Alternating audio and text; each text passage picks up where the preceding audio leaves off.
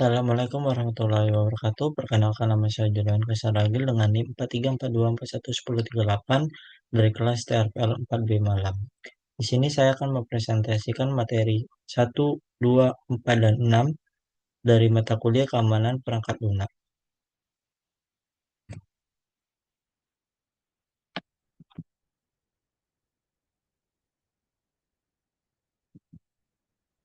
Materi minggu pertama tentang security SDLC. Pentingnya software security. Keamanan perangkat lunak sangat penting karena hampir semua aktivitas saat ini menggunakan sistem digital seperti e-commerce, m-banking, absensi online, dan media sosial.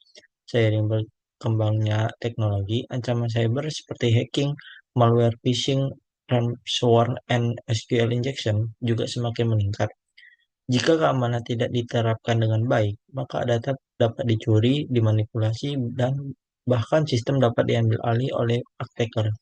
Kebocoran data juga dapat menyebabkan kerugian finansial dan menurunkan kepercayaan pengguna terhadap aplikasi.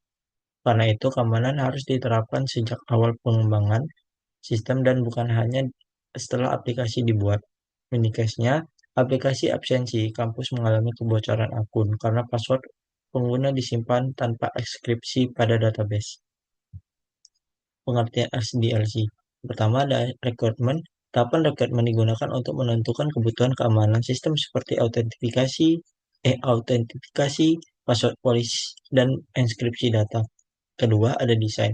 Pada tahap desain, developer membuat rancangan sistem yang aman seperti penggunaan HTTPS, pembagian hak akses, dan struktur database yang aman. Yang ketiga, implementasi.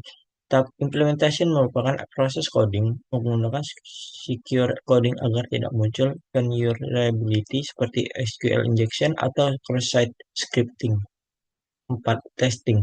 Testing dilakukan untuk mencari bug dan kerentanan keamanan menggunakan vulnerability testing dan penetration testing. 5. Maintenance. Maintenance dilakukan oleh sistem yang digunakan seperti update keamanan, backup data, monitoring aktivitas, dan patch bug baru. SQL HDLC memastikan keamanan diterapkan pada setiap tahap pengembangan aplikasi. Ini case-nya, developer menemukan celah SQL injection saat tahap testing, lalu memperbaikinya sebelum aplikasi dirilis. Tujuan dan manfaat Secure SDLC. Tujuan utama Secure SDLC adalah menghasilkan sistem yang lebih aman dan stabil. Dengan menerapkan keamanan sejak awal, developer dapat mengurangi kemungkinan munculnya bug dan kerentanan keamanan. Secure SDLC juga membantu satu melindungi data pengguna dari pencurian, kedua mengurangi risiko serangan cyber, yang ketiga meningkatkan kualitas aplikasi, yang keempat mengurangi biaya perbaikan bug, yang kelima meningkatkan kepercayaan pengguna terhadap sistem. Semakin awal kerentanan ditemukan, maka proses perbaikannya akan semakin mudah dan murah dibanding memperbaiki sistem setelah digunakan banyak pengguna. Uniknya, website e-commerce melakukan security testing sejak awal tahap desain sehingga kebocoran data pelanggan berkurang. Security requirement. Yang pertama, functional requirement. Functional requirement menjelaskan fitur utama seperti sistem login, registrasi, logout, dan pengelolaan data. Yang kedua, non-functional requirement. Non-functional requirement menjelaskan kebutuhan kualitas sistem seperti keamanan, performa, dan reliability. Yang ketiga, password policy. Password policy digunakan untuk meningkatkan keamanan akun seperti minimal 8 karakter dan kombinasi angka serta huruf. 4. Session timeout. Session timeout digunakan agar sistem otomatis logout jika tidak digunakan dalam waktu tertentu. Security requirement membantu developer memahami standar keamanan yang harus dimiliki sistem. Ini case-nya, aplikasi mobile banking otomatis logout setelah 15 menit tidak digunakan agar akun tetap aman.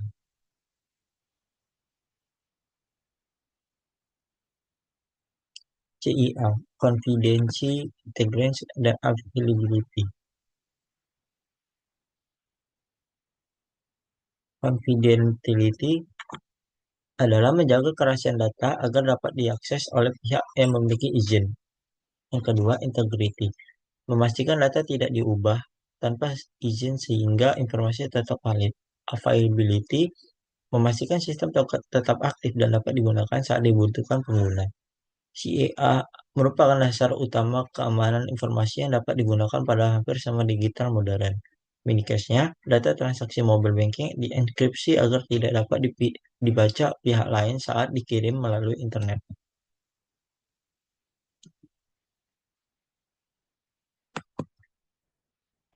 Triple A atau Authentication, Authorization, and Accountability.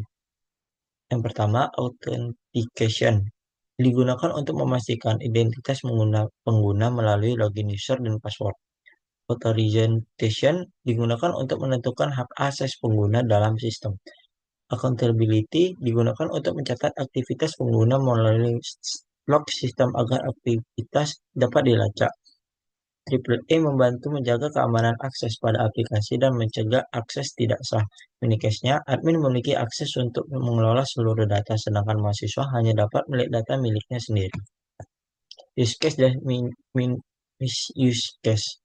Use case menjelaskan pengguna normal sistem oleh pengguna seperti login dan pengelolaan data.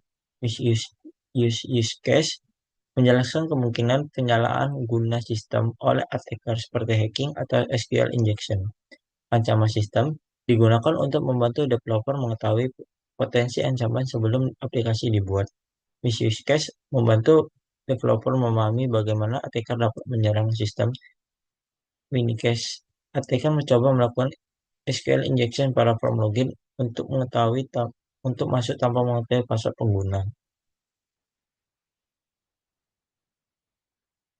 Security design. Yang pertama ada less privilege.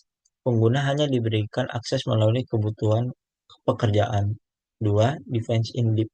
Menggunakan keamanan berlapis seperti firewall, autentikasi, dan enkripsi. Yang ketiga, zero trust. Semua pengguna dan device harus diverifikasi terlebih dahulu sebelum diberikan akses. Security by design berarti keamanan sudah diterapkan sejak tahap desain sistem. Uniknya, Smart Door menggunakan password, OTP, dan logging aktivitas sebagai keamanan berlapis. Shift Left Security. Shift Left Security adalah pendekatan yang menerapkan keamanan sejak awal development sehingga vulnerability dapat ditemukan lebih cepat sebelum aplikasi dirilis. Pendekatan ini membantu developer memperbaiki bug lebih awal sehingga biaya perbaikan lebih kecil dan kualitas aplikasi menjadi lebih baik. Mini case-nya, developer menggunakan prevent statement sejak awal coding sehingga SQL injection berhasil disegah sebelum aplikasi digunakan.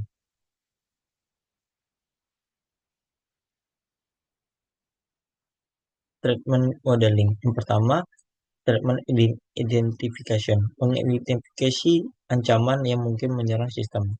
Yang kedua, threat impact. Menentukan dampak ancaman terhadap sistem. Yang ketiga, threat ranking.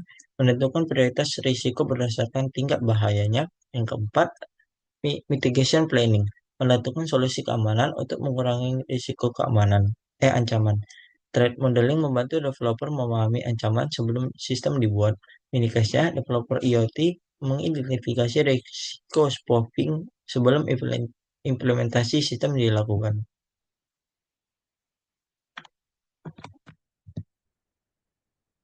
Ada stride. Yang pertama ada spoofing, pemalsuan identitas pengguna atau device. Yang kedua, tampering, yaitu manipulasi data tanpa izin. Yang ketiga, repudiation, pengguna menyangkal aktivitas yang dilakukan. Empat, information disclosure, artinya kebocoran informasi rahasia. Yang kelima, denial of service, yaitu serangan yang membuat sistem tidak dapat digunakan. Yang keenam, elevation of privilege, attacker mendapatkan hak akses lebih tinggi. Strike digunakan untuk membantu developer mengidentifikasi ancaman keamanan pada sistem. Mini case-nya, attacker memasukkan identitas smart device agar dapat masuk ke jaringan sistem. Secure development. Yang pertama, input validation. Memastikan input pengguna aman dan sesuai format. Yang kedua, prepare statement digunakan untuk mencegah SQL injection. Yang ketiga, error handling. Mencegah kebocoran informasi sistem melalui pesan error. Yang keempat, less privilege. Program berjalan dengan hak akses minimum yang diperlukan. Yang kelima, secure coding membantu developer menghasilkan aplikasi yang lebih aman dan mengurangi vulnerability. Minikasnya, website komentar terkena serangan XSS karena input.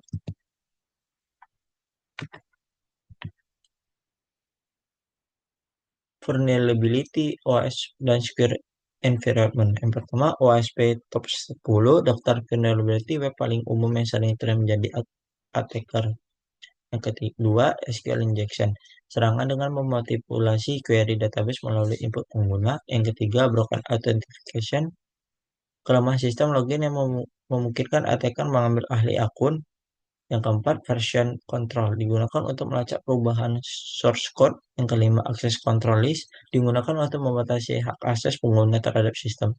Secure environment penting agar secure source code dan proses development tetap aman. Mini case-nya, repository source code bocor karena semua developer diberikan hak akses tanpa pembatasan hak akses. Penutup dan kesimpulannya, keamanan perangkat lunak harus diterapkan sejak tahap rekrutmen hingga maintenance agar sistem lebih aman dan stabil. Dengan secure design, treatment modeling, dan secure coding, maka resiko serangan dan kebocoran data dapat dikurangi. Penerapan secure SDLC membantu developer menghasilkan aplikasi yang lebih aman, meningkatkan kualitas sistem, dan melindungi data pengguna. Sekian dari saya, kurang dan lebih mohon maaf. Assalamualaikum warahmatullahi wabarakatuh.